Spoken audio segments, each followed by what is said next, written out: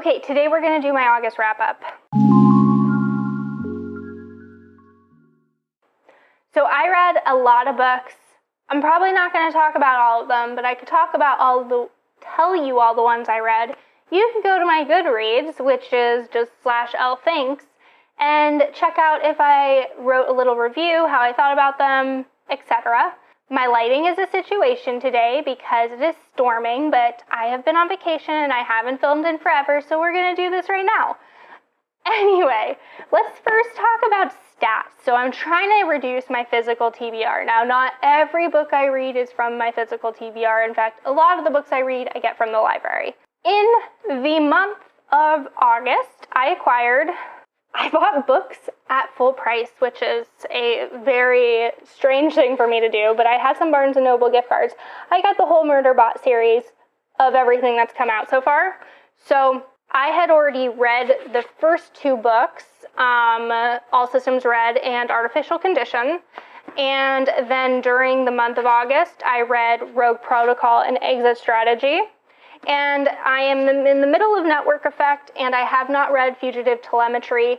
I am currently slowly going through this series. I know all of the books are very small, but I am reading them with my partner. He is not a big reader, so in order to get him to read, I read with him, AKA I read books out loud. So we've done that with the entire Harry Potter series twice.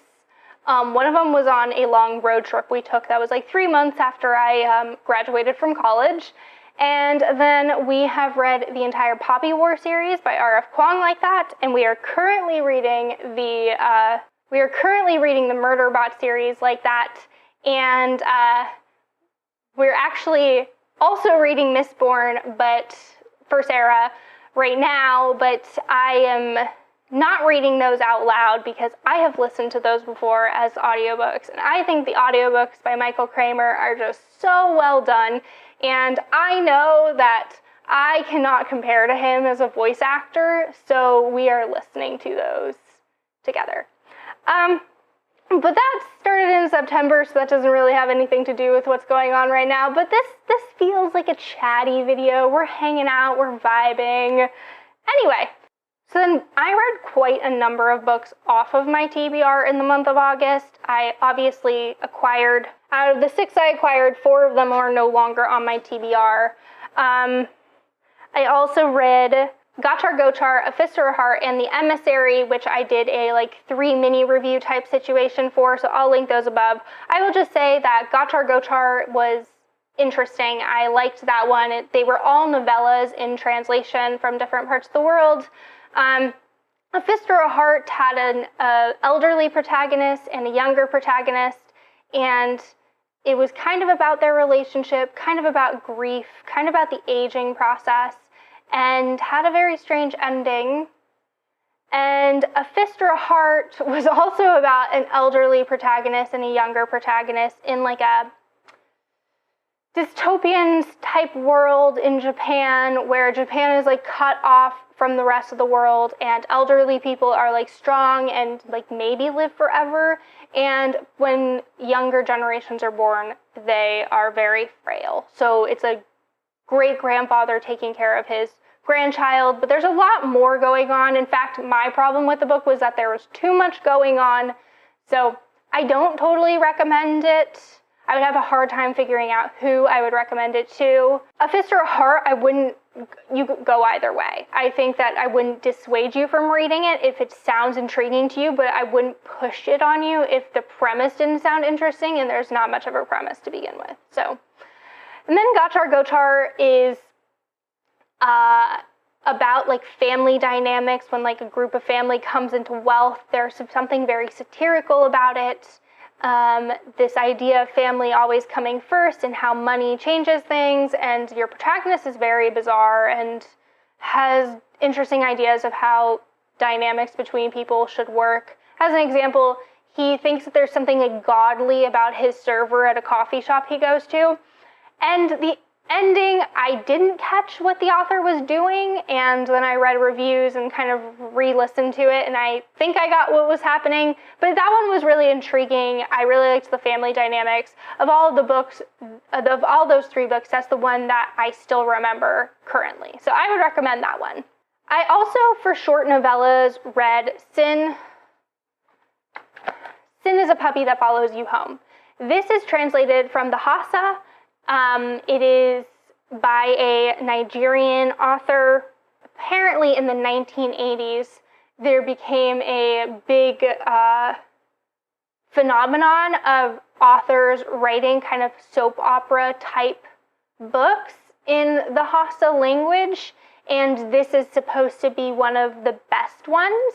It is like an Islamic soap opera, kind of, but it has soap opera vibes. Like, crazy stuff is happening, tragic things happen.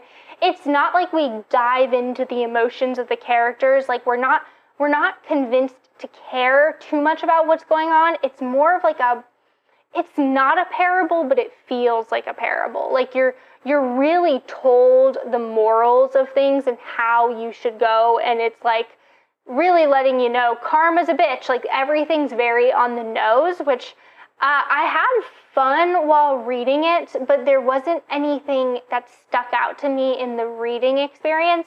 It is supposed to be the first full-length novel ever translated from the Hausa language into English, and this is supposed to be one of the best authors in that genre from that place.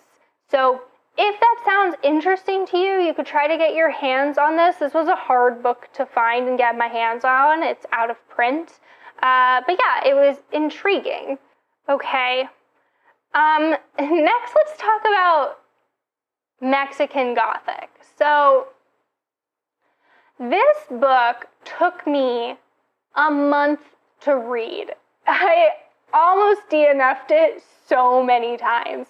And I listened to a ton of audiobooks, and I was listening to this on audio, and I think I just hated the audiobook. I don't know, like the accents that the author or the narrator was doing for the male characters were just driving me nuts, and like how she was describing things and like where she was putting her emphasis is just not where I would put it as a reader. So this rarely happens to me where I'm like, I would just avoid the audiobook. I did not like it. The book itself was so it takes place in the 1950s, I believe, in Mexico, and the premise, it's not really a mystery, it's not really thrilling, so I guess I would call this a horror. And basically you're following your protagonist, who is like this woman in her early 20s who is in elite society, and her cousin marries a white man and moves onto his estate with his family, and then sends a very strange letter in the mail, and then she goes to see what's up. And it kind of goes from there, and it takes place in the 1950s, but the estate is supposed to kind of be like stuck in the past, hasn't been remodeled in a while, it's pretty dingy, like they don't have electricity or anything, and it was atmospheric at times, which is why I was driven to read this book. I had heard it is atmospheric, and I can't say I know anything about 1950s Mexico, so I could just be way off on this, but it didn't, like, there were some things that were happening, and I was like, that would happen in the 50s? I think maybe when I went into this, I thought it was farther back in the past. The language used by the characters did not feel like 1950s language. So that kind of pulled me out of the atmospheric parts of it. And it's just, like, I'm not a huge fan of, like, dream scenarios where you're dreaming something creepy happens and then you wake up and it was maybe a dream, but maybe it was real. That is used a lot in this. I don't really know if I would call it a reveal because it was like it wasn't really a mystery. I mean, like there was a mystery around what was going to happen, but I think it was most supposed to be like more a horror novel, and it was fine. It was just fine. I mean, if you're going in for the atmospheric part, some people find it very atmospheric. I personally don't. If you're going into it as a thriller, taper your expectations. It's not that, like, there's not this big momentum forward. I wouldn't call it all that thrilling. And the characters were meh for the most part. I was in the gear protagonist was kind of intriguing, but she was like, there was banter happening on the page, but it wasn't very good banter. I don't know. I was very like meh about this book, so take that with what you may. Let's talk about the book that I loved, that I read this month, and that is The Housekeeper and the Professor by Yoko Ogawa. It's so hard to talk about books that I love because, like, it's hard to point out what I love about it. I am a reader that feels meh about a lot of books and enjoys a lot of books, but it is rare that I absolutely love a book, where a book, like, sweeps me off of my feet and I am just falling for all the tricks of the author, and I'm like, you take me on this journey, you cradle me however you want. That does not happen very often for me, and I was so swept up in this narrative. So The Housekeeper and the Professor is about a housekeeper and a professor and the housekeeper's son.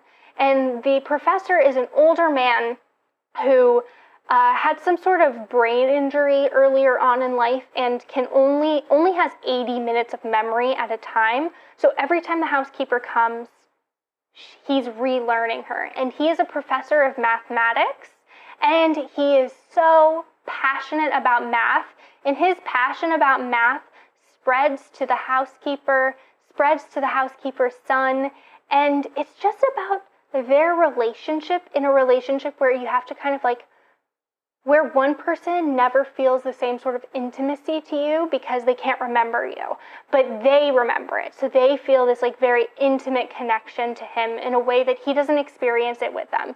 And it's really through his love of math. I didn't go deep into mathematics, but I have always enjoyed math, and I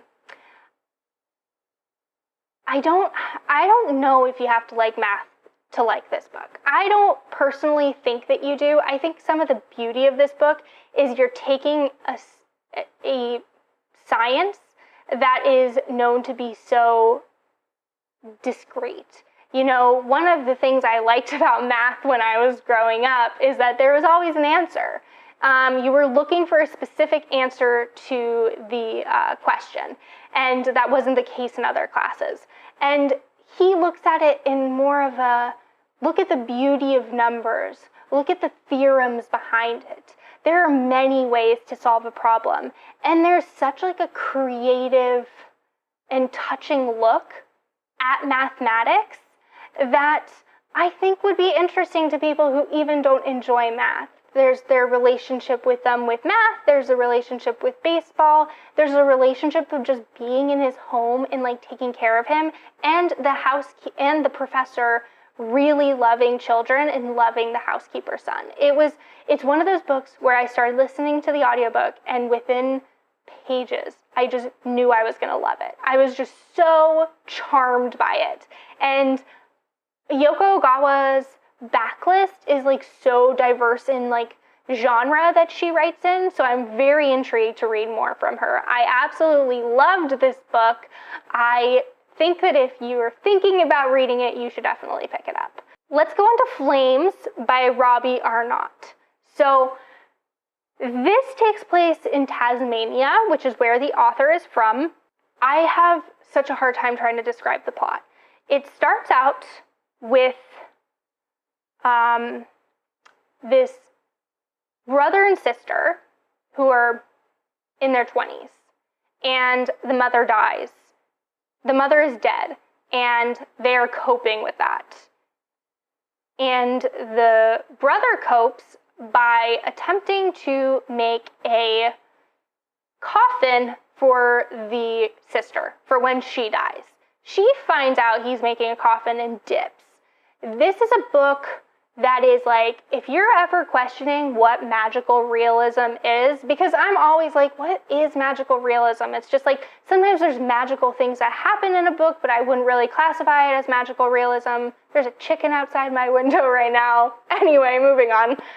If you're ever questioning what it is, it's this book. Like, this book is like quintessential magical realism. It's just like realist things happening, magical things are happening, people, when they die, they become fire versions of themselves, or they come back in the flame. Some people have fire coming out of their body. Where there's like a king muskrat. It's so bizarre. You're seeing so many different perspectives. Like, each chapter, for the most part, is a different perspective, and it's a little confusing, but not as confusing as it could be, because it's kind of all centering around the same ideas almost. It's one of those books that, like, you're going to be kind of confused, but kind of have an idea of what's happening until you get to the end. And I feel like the second to last chapter was really where everything came together for me, and I was like, oh, this was a smart book. It could have just all crumbled and fallen to pieces, but it didn't. The magical realism stuff somehow structured together really well in the end, and I liked it. It was interesting. I think that if you're on the fence on if you like magical realism, you should give this a shot, and that might help you make a determination. And yeah, I wouldn't really discourage anyone from reading this unless you really don't like magical realism. Then do not pick this book up, because it is magical realism. Magical realism. Okay, I'm done. And then I read, where do I have it? I haven't been picking any of these up, even though I own them. Okay, I read The Silence of the Girls by Pat Barker. It's interesting to read a retelling, because this is a retelling of the Trojan War.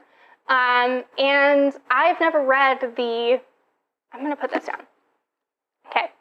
It's a retelling of the Trojan War, and I have never read the original text. So I have just read other retellings, like the Song of Achilles. And I love the retellings without knowing the actual original telling, which I think would provide two different experiences of it, because I'm not going to pick up on things. Like, I only knew what was going to happen because I had read Song of Achilles. So that's like an interesting kind of take on retellings. Like, your experience is going to just vary based on if you've read the original text, though I don't think you have to have read the original text to enjoy these things. I was on the fence on reading because it is about the voices of women who are silenced in wars like this. So in the Trojan War, like in any war, the men come in as soldiers and they take over a place and they basically rape and pillage and then take a lot of women as slaves. So she was the queen or whatever it was there. And she's taken in as a slave of Achilles. And it's her experience kind of like falling from that place of grace to this place of being a slave and kind of being at the beck and call of men. And it's also kind of about how in some ways things have changed and in some ways things haven't changed. I was on the fence on reading this because this was up for the Women's Prize.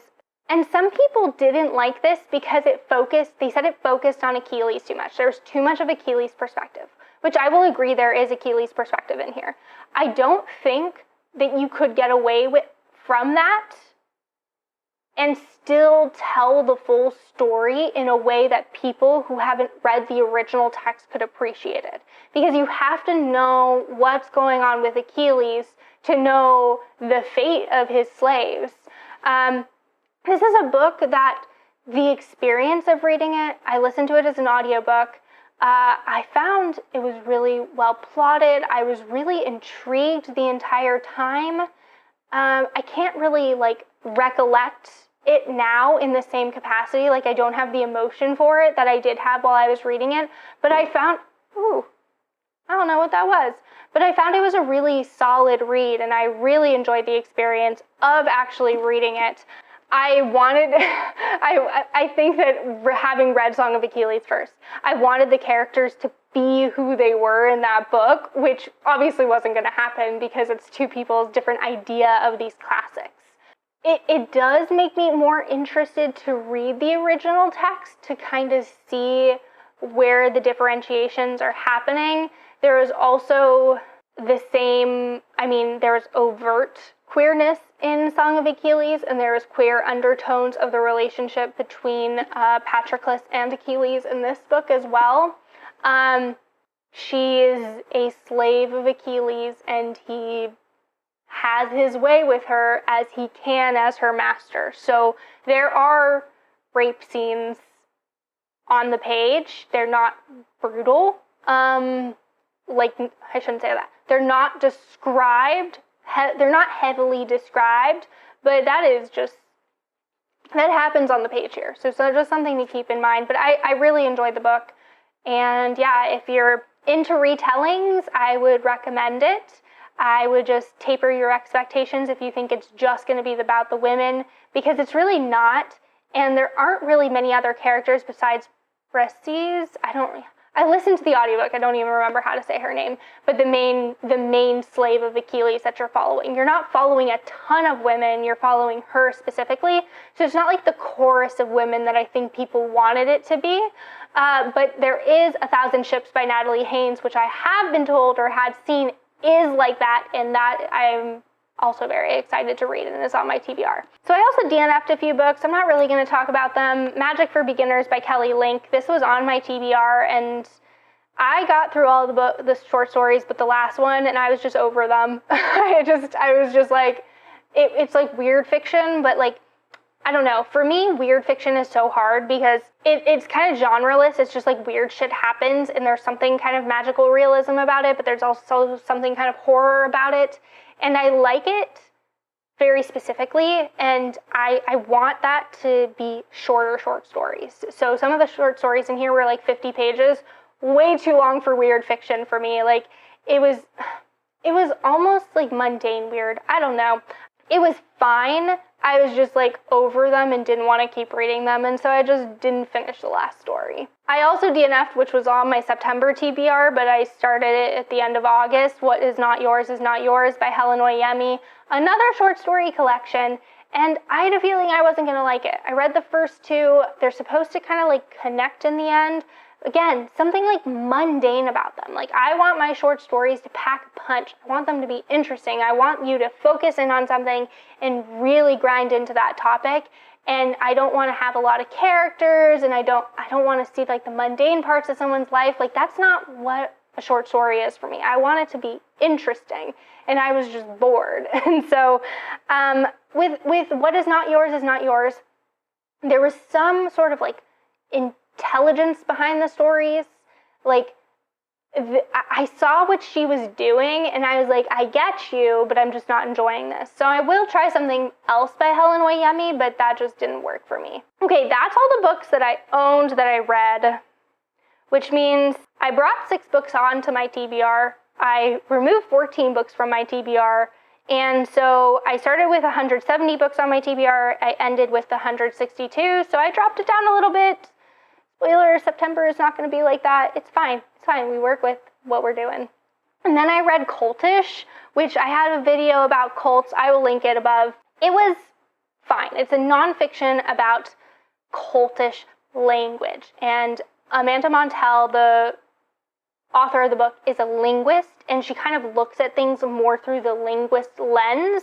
I felt that this book gave knowledge and not insight. I was hoping that she was going to make more conclusions about what makes something cultish, when really she more talked about different types of cultish phenomenon in our society and kind of what makes them cultish through language and through rhetoric.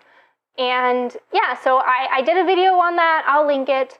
I talked through different books about cults, like or different fictions that have like cults in them, or things that like aren't super over the top. Yes, it's a cult as we see it in society, but it has like cultish vibes. Next, I read 2 books from the, what is this called?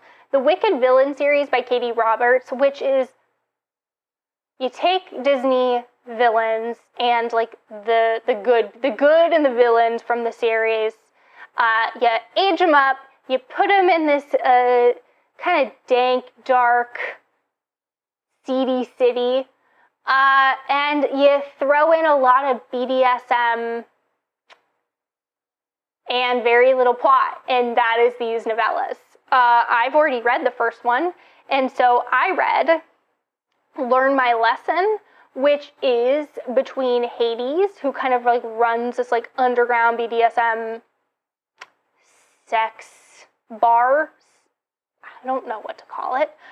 And it's him and Hercules and Meg and their 3-way relationship as that develops. There is very little plot in this. It is a lot of sex scenes. It's a lot of BDSM. It's BDSM in the sex scenes and it's BDSM out of the sex scenes. So if you are not interested in that, definitely don't read this. I don't even know what to say about these. They're just like good palate cleansers for me, so enjoyed that. It's hard to find these in, at least my libraries do not have like erotica really, and so I'm able to get it through Hoopla, which is through your library. So if you use Overdrive or Libby in the United States, you probably also have Hoopla and don't know it, and you can get these through Hoopla.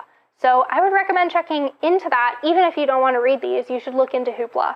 After that, I read A Worthy Opponent, which is the 3rd book in the series, and it is Tink and Hook, and Peter Pan's actually the evil one. This one had a little bit more plot to it, I would say.